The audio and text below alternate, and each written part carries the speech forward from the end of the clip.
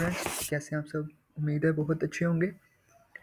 आज हम कर रहे हैं फर्स्ट एनुअल का जो अभी पेपर आया था, सॉफ्ट एरिया जो था ना, उनका हम कर रहे हैं पार्ट 1 में।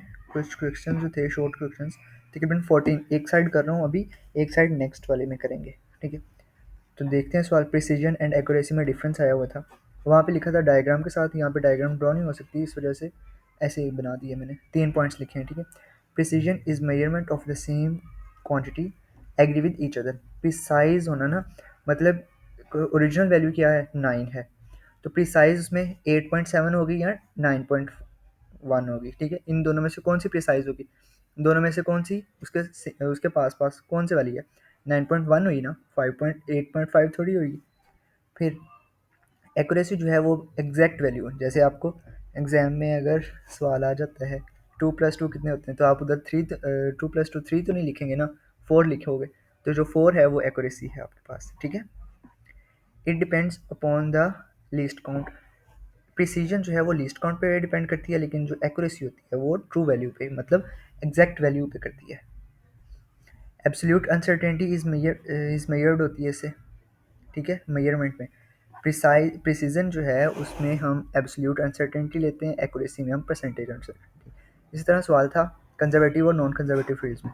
ये इधर 5 पॉइंट्स मैंने लिखते हैं, कोई से 3 आप यहाँ से उठा के लिख सकते हैं। कंजर्वेटिव में पाथ इंडिपेंडेंट होता है और यहाँ पे डिपेंड होता है। यहाँ पे 0 होगा, यहाँ पे 0 नहीं होगा। ठीक है, टोटल एनर्जी कांस्टेंट रहेगी कंजर्वेटिव में, और यहाँ पे हीट एनर्जी डिसिपेट होगी। सिंपल। ठीक है, ये मेन 3 पॉइंट्स लिख लें, और एग्जाम्पल भी इसके साथ लिख लेनी है।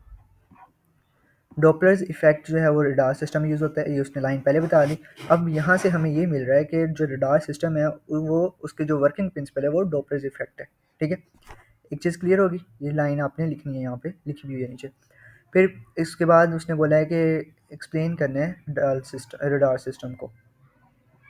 ठीक है, रडार सिस्टम को हम इसको एक्सप्लेन किया। In radar system microwave signal are transmitter toward a moving object. कोई भी चीज़ मूव कर रही है उसमें हम माइक्रोवेव सिग्नल जो है वो ट्रांसमिट होते हैं रडार सिस्टम में। ठीक है, और उसके बाद जो है वो वेव जो है वो स्ट्राइक करते हैं किसी ऑब्जेक्ट के साथ, फिर वापस वो अब उसके एंटीना पे आ जाती हैं। ठीक है, उसकी वजह से वो डिस्टेंस मेजर कर लेते हैं। फिर इससे हम क्या क्या चीज़ें पॉसिबल मेजरमेंट क्या हैं।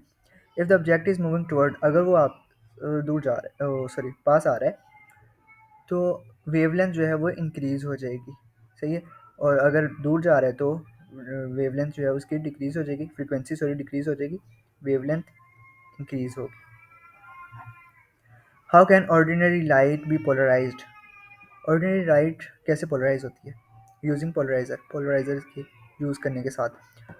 पहले तो आपको ये पता होना चाहिए जो लाइट होती है, ऑर्डिनरी लाइट, वो किस डायरेक्शन में प्रोपागेट करती है। सॉरी, जो डायरेक्शन होती है उसकी वो परपेंडिकुलर होती है, 90 डिग्री का एंगल बनाती है। ठीक है, एक एक्स एक्सिस पे एक वाई एक्सिस पे, तो उसकी जो डायरेक्शन है वो होगी, यहाँ पे भी ड्रॉ नहीं हो सकता।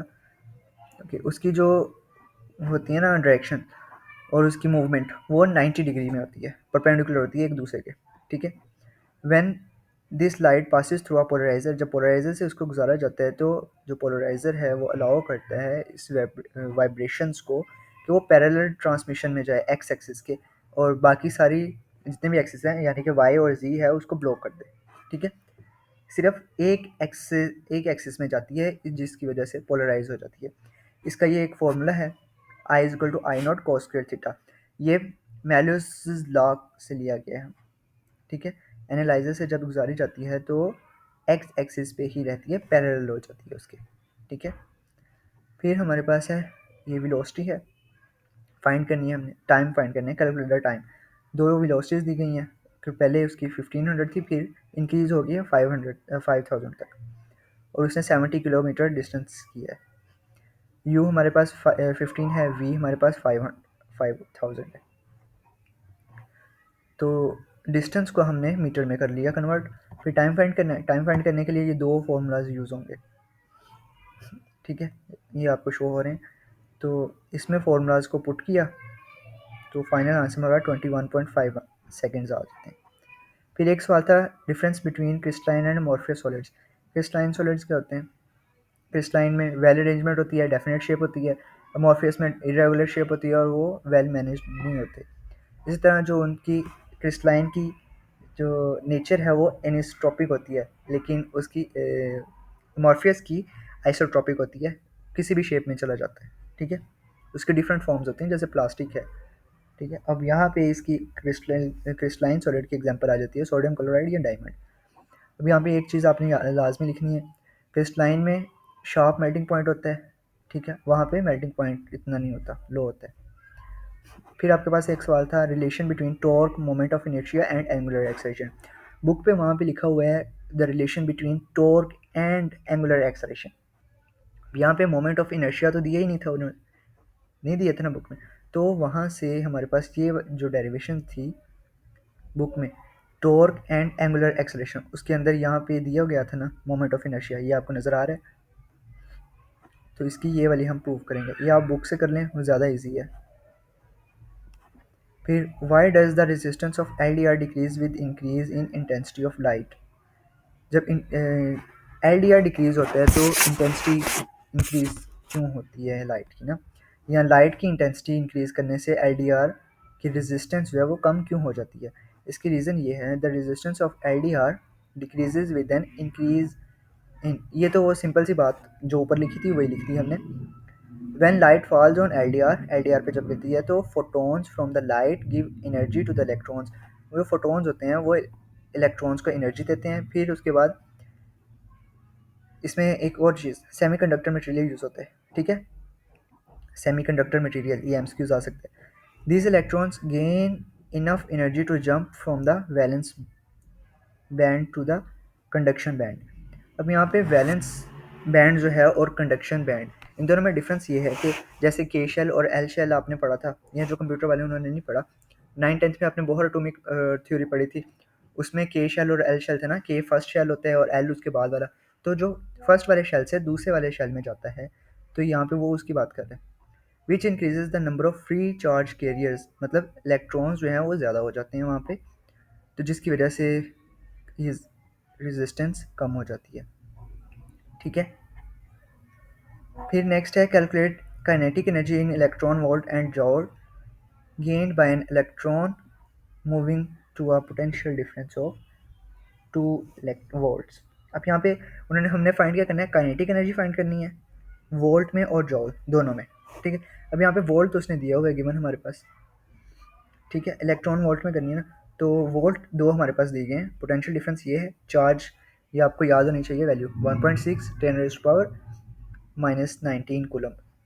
काइनेटिक एनर्जी में करने के लिए ई वी, तो वी हमारे पास ई टू, सॉरी इन वोल्ट्स में करना है इलेक्ट्रॉन वोल्ट्स में, तो 1 से मल्टीप्लाई करेंगे, 1 मल्टीप्लाई बाई 2 तो 2 इलेक्ट्रॉन वोल्ट्स आ जाएंगे। और जॉल्स में जब करेंगे तो जॉल इलेक्ट्रॉन की वैल्यू हम पुट करेंगे उसमें, तो उसके साथ मल्टीप्लाई कर देंगे, तो फाइनल आंसर हमारा 3.2 10⁻⁻19 जॉल आ गया।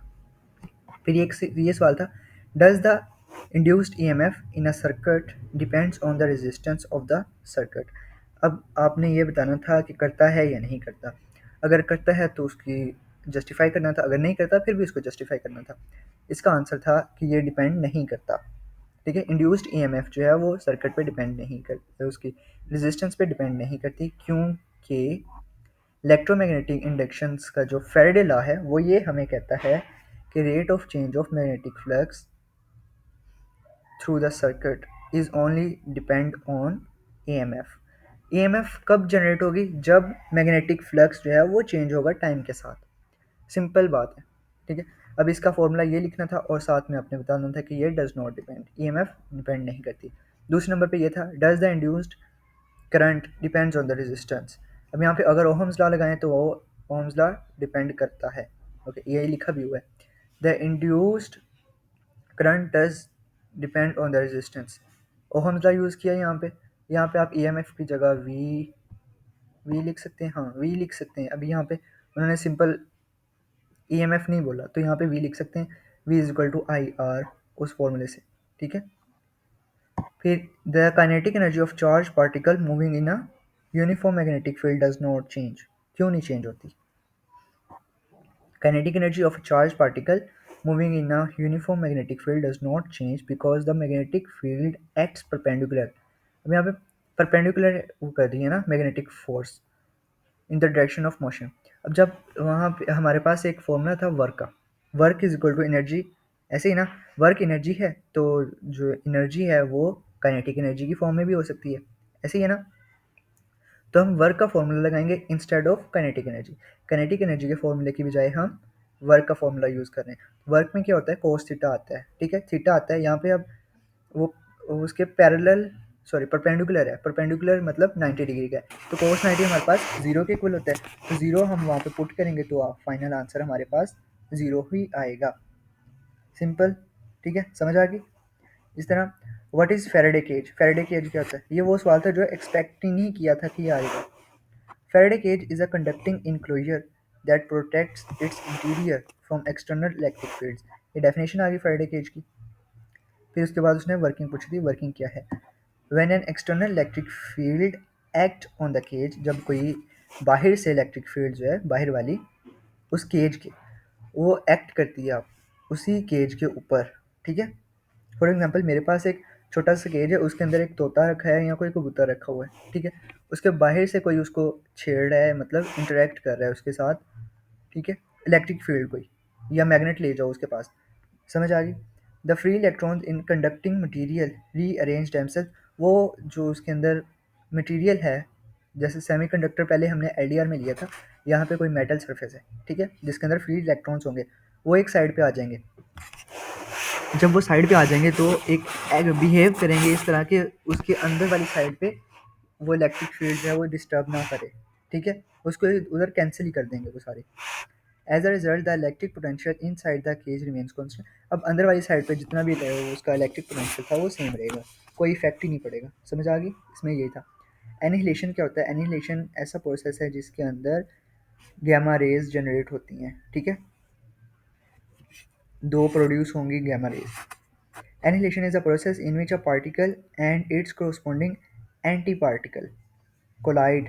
अब एक पार्टिकल है और एक उसका ओपोजिट है, दोनों जब कोलाइड करते हैं और एक दूसरे को डिस्ट्रॉय कर देते हैं। अब देखो एक टॉपर बैठा है, अगर आगे पेपर हो रहा है ना, तो एक आगे टॉपर बैठा है और पीछे जो है वो एक बैक बेंचर है, उसको आता ही कुछ नहीं है। फॉर एग्जाम्पल ये समझो, एक को 90 मार्क्स का आता है 100 में से, एक को आता है 10 मार्क्स का, ठीक है। अब वो आपस में चीटिंग नहीं कर सकते, पीछे वाला उसको तंग करेगा कि मुझे पेपर कराओ, वो आगे वाला तंग होता रहेगा। अब दोनों को सर देखेगा, दोनों से पेपर ले लेगा। अब जो सर हैं वो आपके पास, आप ये समझो कि एक सर है, इलेक्ट्रॉन माइनस सर आ गया और पीछे बैक बेंचर पीछे वाला आ गया, दोनों ने एक दूसरे को डिस्ट्रॉय कर दिया, converting their entire mass into photons. अब दोनों का जो मैस हो जाएगा वो फोटॉन्स में कन्वर्ट हो जाएगा।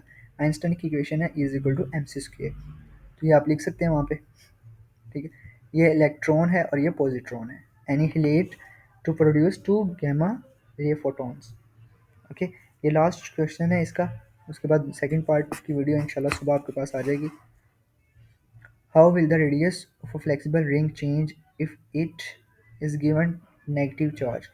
जब नेगेटिव चार्ज हम देंगे तो उसका जो रेडियस है वो कैसे फ्लेक्सिबल होगा।